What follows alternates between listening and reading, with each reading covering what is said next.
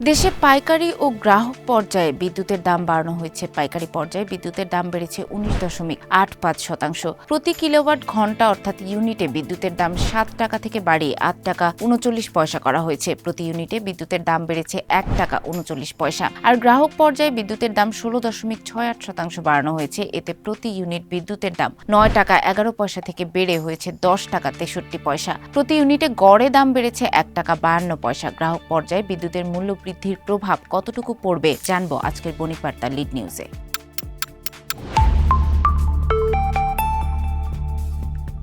পাইকারি ও গ্রাহক পর্যায়ে বিদ্যুতের মূল্য বৃদ্ধির ঘোষণা এমন সময় এসেছে যখন দেশে জ্বালানি তেলের দাম কয়েক দফায় বাড়ানো হয়েছে। এবার বিদ্যুতেরও মূল্য বৃদ্ধিতে কৃষি শিল্প খাতের উৎপাদন ও সামগ্রিক জীবনযাত্রার নেতিবাচক প্রভাব পড়বে বলে মনে করেন খাত সংশ্লিষ্ট বিশেষজ্ঞরা। বিদ্যুৎ খাতের অতিরিক্ত সক্ষমতা এবং জ্বালানি খাতের সংকটের সুষ্ঠু ব্যবস্থাপনা করতে না পারায় গত 1.5 দশকের বেশি সময় বিপুল পরিমাণ দায়দানা করে ক্ষমতাচ্যুত আওয়ামী লীগ সরকার। দরপত্র ছাড়া এককভাবে বিদ্যুৎ কেন্দ্র নির্মাণ এবং গ্যাস অনুসন্ধান না করে তরলীকৃত প্রাকৃতিক গ্যাস এলএনজি আমদানি বাড়ানোয় বিপুল পরিমাণ বৈদেশিক মুদ্রা সে আমলে দেশ থেকে বেরিয়ে গেছে। আওয়ামী লীগ সরকারের পতনের পর দেশের বিদ্যুৎ ও জ্বালানি খাতের সংস্কারের প্রতিশ্রুতি দিয়েছিল সাবেক অন্তর্বর্তী সরকার। বিদ্যুৎ খাতের কাঠামোগত সংস্কারের অংশ হিসেবে ট্যারিফ নেগোসিয়েশন, অদক্ষ বিদ্যুৎ কেন্দ্র বাতিল, ক্যাপাসিটি চার্জ কমানো এবং এ খাতে দুর্নীতি, আমদানি নির্ভরতার বিষয়ে তারা কিছুই করতে পারেনি।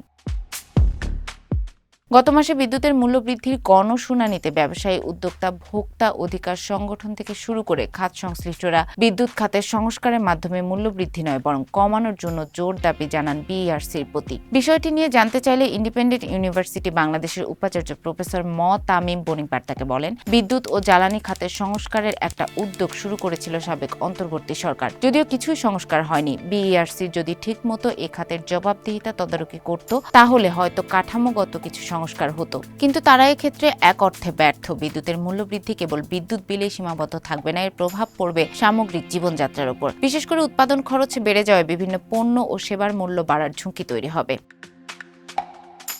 বিদ্যুতের নতুন দর অনুযায়ী 0 থেকে 50 ইউনিট লাইফলাইন গ্রাহকের বিদ্যুতের দাম প্রতি ইউনিটে 4 টাকা 63 পয়সা থেকে বাড়িয়ে 5 টাকা 32 পয়সা করা হয়েছে। এ শ্রেণীর গ্রাহকের বিদ্যুতের দাম বেড়েছে 14.90%। নিম্ন আয়ের মানুষকে সুলভ মূল্যে বিদ্যুৎ সুবিধা দিতে লাইফলাইন গ্রাহক নামকরণ করা হয়। বিদ্যুতের দাম নির্ধারণ প্রথম 50 ইউনিট পর্যন্ত ব্যবহারকারীদের লাইফলাইন গ্রাহক হিসেবে বিবেচনা করা হয়। গত 16 বছরে লাইফলাইন গ্রাহকদের বিদ্যুৎ বিল প্রায় দ্বিগুণ বাড়ানো হয়েছে। 2010 সালের 1 মার্চ লাইফলাইন গ্রাহকরা প্রতি ইউনিট বিদ্যুৎ ব্যবহারের জন্য 2 টাকা 50 পয়সা করে দিতেন। তবে 2026 সালের জুনে এসে তাদের প্রতি ইউনিট 5 টাকা 32 পয়সা করে বিদ্যুৎ বিল পরিশোধ করতে হবে। সেচ পাম্পে প্রতি ইউনিট বিদ্যুতের দাম 15% বাড়িয়ে 5 টাকা 25 পয়সা থেকে 6 টাকা 4 পয়সা, ক্ষুদ্র শিল্পে অর্থাৎ ফ্ল্যাটে প্রতি ইউনিটে 18.30% বাড়িয়ে 10 টাকা 76 পয়সা থেকে 12 টাকা 73 পয়সা টাকা নির্ধারণ করা হয়েছে। এছাড়া শিক্ষা, ধর্মীয় প্রতিষ্ঠান ও হাসপাতালের বিদ্যুতের দাম 7 টাকা 55 পয়সা থেকে বাড়িয়ে 9 টাকা 5 পয়সা